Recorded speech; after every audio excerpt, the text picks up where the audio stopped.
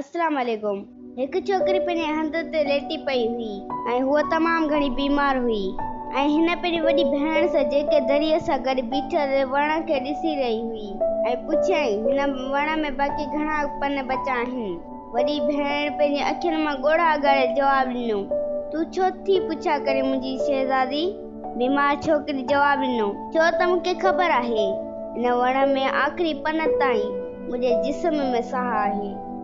ऐं उन जी वॾी भेण खिलंदे जवाबु ॾिनो, जेसी ताईं हिन वण में पन आहे तेसी ताईं असांखे वक़्तु आहे ऐं ज़िंदगीअ जो मज़ो माणियूं। ऐं मज़े वारा ॾींहं हलिया विया ऐं ॾींहं गुज़रंदा विया ऐं वण तां पन किरंदा रहिया। आख़िर वण में हिकु पन बचियो। बीमार छोकिरी पन खे ॾिसंदी रही ऐं सम्झियईं, जंहिं ॾींहुं ही पन किरियो त बीमारी मुंहिंजी ज़िंदगी ख़तम करे छॾींदी। मौसम मटिजंदो रहियो।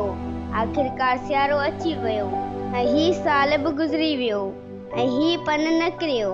छोकिरी पंहिंजी वॾी भेण सां ॾाढी ख़ुशि हुई। आहिस्ते आहिस्ते हिन जी सिहत सुधरी वई ऐं ऐसी ताईं जो हू मुकमल तौर ते ठीकु थी वई। ठीकु थियण खां पोइ दरी जो वेझो वई ऐं करामत वारो पन ॾिठईं जेको अञा ताईं न किरियो हो। जॾहिं वेझो वञी ॾिठो त ही पन त प्लास्टिक जो हो जेको उन जी वॾी भेण ॿधो हो। ही वीडियो तव्हांखे कीअं लॻो कमेंट में ज़रूरु ॿुधाइजो।